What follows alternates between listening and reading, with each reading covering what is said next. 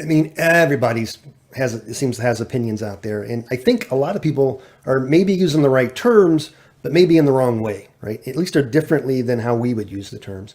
And those terms are organizational network analysis and workplace analytics. And I think that's because just contextually, what we talk about, what we need from those, has changed in a post-pandemic world. So, can you give us a little bit of insight into those terms and what they mean now? Sure. So first off, everybody's great at measuring surveys. Right from the very beginning, like we've been surveying our people to death, but it's not necessarily the most ideal way to get information from our employees. I have seen response rates everywhere from 5% all the way up to 95%. And when we're talking about trust and understanding how the future of the workplace is going to be utilized, like there's possibly some reservations in how employees want to respond. They don't always want to give their truthful answer. So things like workplace analytics and organizational network analytics are perfect tools to get passive sources of data and allow our employees to speak in terms of their behavior and not necessarily in their direct perceptions. So we can see how employees are moving about the office through different workplace tools. You can badge data, sensor data, Wi-Fi data, anything that has a beacon on it, like we can pick up for every employee. We can track them as much or little as we need to. But the key difference between workplace analytics and organizational network analytics is the terms of collaboration. When we're talking about ONA or organizational network analytics, we're talking about how people are collaborating. And this is how people are emailing each other, how they're working on Slack or Teams together. And this is how they're attending different Zoom meetings. And this is, we're measuring these different these tools, not for maybe a big brother approach, but more so from the perspective of, where are the silos in the organization? Where are teams not necessarily collaborating as much as they should be? Or where are teams kind of in the unknown? Like we maybe have a marketing team that isn't talking to the customer team as much. And that can have serious repercussions when we're talking about, taking a market or a product to market. So all of these different tools that we have at our disposal, like everything from surveys to workplace analytics to organizational network analytics, like these are just multitude of different data sources that we can utilize to make sure that we're making the best decisions at the end of the day.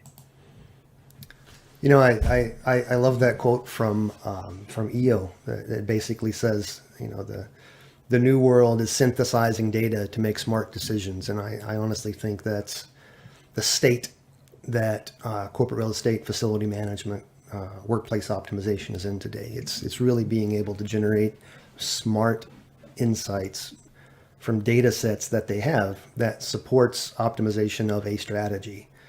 And I think that's really key, that the strategy isn't that we need an office, how do we make it more efficient and wring dollars out of it so it doesn't cost us so much.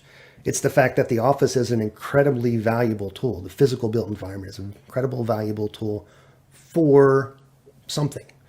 And our position is it's for effective team dynamics. It's to help the teams communicate. It's to help in teams with employee engagement.